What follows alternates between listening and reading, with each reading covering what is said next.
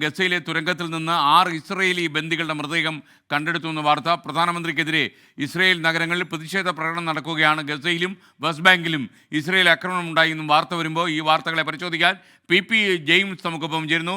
Good morning P James. Good morning S K N. വയനാട്ടിൽ നിന്ന് എപ്പോൾ വന്നു ജെയിംസ്? പുലർച്ചെയാണ് എത്തിയത് എസ് കെ എൻ. ഓക്കെ, വിദേശത്തേക്കൊന്നും കടക്കുന്നില്ല? വിദേശത്തേക്ക് പോകണല്ലോ.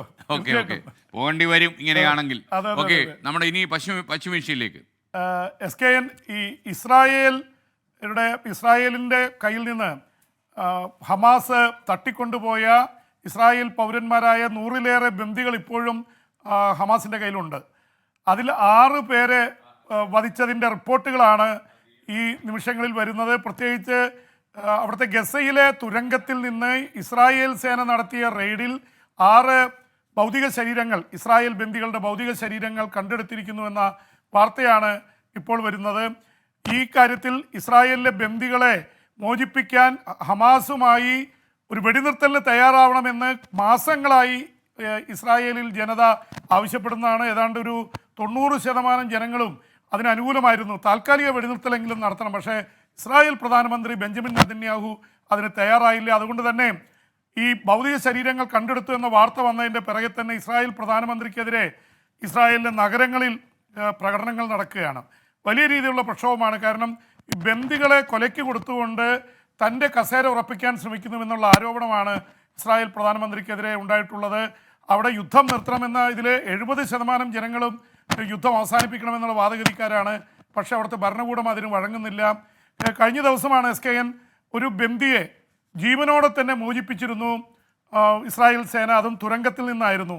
8 പേരെയാണ് ഇതുവരെ ബന്ദികളെ മോചിപ്പിച്ചിട്ടുള്ളത്. അതിൽ ആദ്യമായിട്ട് തുരങ്കത്തിൽ നിന്നൊരാളെ മോചിപ്പിച്ചത് കഴിഞ്ഞ ദിവസങ്ങളിലാണ്. ഇപ്പോൾ ഇതാ ഇസ്രായേൽ സേന വേറൊരു തുരങ്കത്തിലേക്ക് ഇരച്ചു കയറിയപ്പോഴേക്കും ഹമാസ് 6 പേരെ വധിച്ചു എന്നാണ് ഇസ്രായേൽ സേന പറയുന്നത്. പക്ഷേ ഹമാസ് ചോദിക്കുന്നത് എന്തുകൊണ്ട് ഇസ്രായേൽ വെടിനിർത്തലിന് തയ്യാറായി ഈ ബന്ദികളെ മോചിപ്പിക്കാൻ ശ്രമിക്കുന്നില്ല? അപ്പോൾ അവരുടെ കാര്യത്തിലും ആത്മാർത്ഥതയില്ല എന്നുള്ള ആരോപണം വരുന്നു. എന്തായാലും ഈ ബന്ദികളുടെ ഭൗതിക ശരീരം കണ്ടെടുത്തതിന് പിന്നാലെ ഇസ്രായേൽ കൂടുതൽ രൂക്ഷമായ ആക്രമണം അഴിച്ചുവിട്ടിരിക്കുകയാണ്. ഗസയിൽ, വെസ്റ്റ് ബാങ്കിലെ ജെനിൻ നഗരത്തിലൊക്കെ വലിയ ആക്രമണങ്ങൾ നടക്കുന്നു. കൊല്ലപ്പെട്ടവരുടെ സംഖ്യ, പാലസ്തീനികളുടെ സംഖ്യ 40,800 വർദ്ധിച്ചിരിക്കുന്നു. ഈ മണിക്കൂറുകളിൽ തന്നെ 70ഓളം പേർ കൊല്ലപ്പെട്ടിട്ടുണ്ട്. എസ് കെ വി ജെയിംസ്, മറ്റൊരു കാര്യം, ഈ റഷ്യയിലെ മോസ്കോയിലൊക്കെ തന്നെ 15 തവണ യുക്രൈൻ ഡ്രോൺ ഉപയോഗിച്ചു. പല നഗരങ്ങളിലും ഡ്രോൺ സ്ഫോടനം നടത്തി എന്ന രീതിയിലുള്ള വാർത്തകൾ വരുന്നുണ്ട്. അതും റഷ്യയുടെ ഉള്ളിൽ കടന്ന് വിളയാടുകയാണല്ലോ വ്ളാഡിമിർ സെലൻസ്കി. എസ് കെ, ഇതൊരു വളരെ വിചിത്രമായിട്ടുള്ള കാര്യമാണ്. കഴിഞ്ഞ 2.5 വർഷമായി റഷ്യൻ യുദ്ധവിമാനങ്ങളാണ് ഉക്രൈനിലെ നഗരങ്ങളിൽ എന്താ പറയുക യഥാർത്ഥത്തിൽ വലിയ ആക്രമണങ്ങൾ നടത്തിയതും കീവ് ഇനി അക്ഷരാർത്ഥത്തിൽ ബോംബിട്ട് തകർക്കുന്ന അവസ്ഥയിലേക്കൊക്കെ എത്തിച്ചതും. കാർക്കീവ് തകർത്തു, കിഴക്കൻ ഉക്രൈനിൽ ലുഹാൻസ്ക്, ഡോണസ്ക്, മെലിറ്റോപോൾ തുടങ്ങി എത്രയോ നഗരങ്ങളാണ് റഷ്യൻ സേന തകർത്ത് തരിപ്പണമാക്കിയത്. പക്ഷേ റഷ്യയുടെ ഉള്ളിലേക്ക് കടക്കരുത് എന്നായിരുന്നു പാശ്ചാത്യ ശക്തികൾ പറഞ്ഞുകൊണ്ടിരുന്നത്. പ്രത്യേകിച്ച് റഷ്യയിലേക്ക് കടന്നാൽ അണ്വായുധം പ്രയോഗിക്കുമെന്ന് യുദ്ധം തുടങ്ങുമ്പോൾ തന്നെ വ്ളാഡിമിർ പുടിൻ ഭീഷണി മുഴക്കിയിരുന്നു.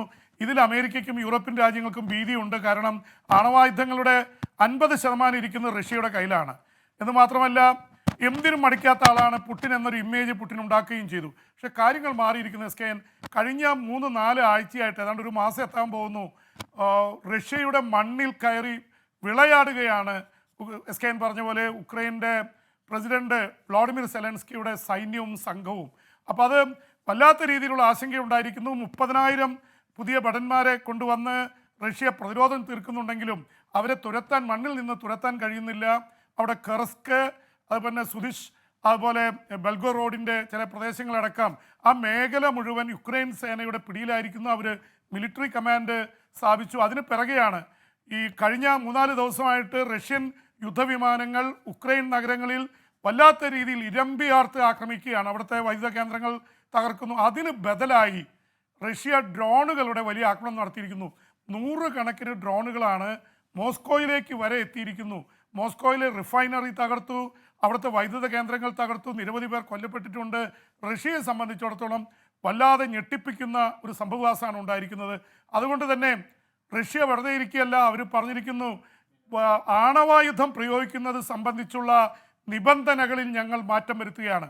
ഈ ഉക്രൈൻ ഇതൊക്കെ നടത്തുന്നത് പാശ്ചാത്യരുടെ ബ്രിട്ടീഷുകാരുടെ ചലഞ്ചർ ടാങ്കുകൾ, അതുപോലെ തന്നെ അമേരിക്കയുടെ ഹൈമാസ് മിസൈലുകൾ, ഏതായാലും അറ്റക്കാമസ് എന്ന ഏറ്റവും അത്യാധുനികമായ മിസൈലുകൾ ഉപയോഗിക്കാൻ ഇതുവരെ അമേരിക്ക അനുമതി നൽകിയിട്ടില്ല. അതുപോലെ തന്നെ സ്റ്റോം ഷാഡോ എന്ന ബ്രിട്ടൻ്റെ ഏറ്റവും മാരകമായിട്ടുള്ള മിസൈലുകൾ ഉപയോഗിച്ചിട്ടില്ല, അത് ഉപയോഗിക്കാൻ അനുമതി നൽകിയിട്ടില്ല. പക്ഷേ ഇവർ ഡ്രോണുകൾ ഉപയോഗിച്ച് ആക്രമണം നടത്തി എന്നുള്ളത് റഷ്യയെ ഞെട്ടിപ്പിക്കുന്നു. അണ്വായുധ പ്രയോഗം വേണ്ടി വന്നാൽ, ഞങ്ങളുടെ മണ്ണിൽ കയറിയാൽ അണ്വായുധ പ്രയോഗം നടത്തുമെന്നുള്ള രീതിയിലേക്ക് നിബന്ധന മാറ്റുന്നു. നേരത്തെ ഏതെങ്കിലും ശത്രു രാജ്യം ഞങ്ങളെ മണ്ണിൽ അണുവായുധം പ്രയോഗിച്ചാൽ തിരിച്ചടിക്കുമെന്നാണ് റഷ്യ പറഞ്ഞുകൊണ്ടിരുന്നത്.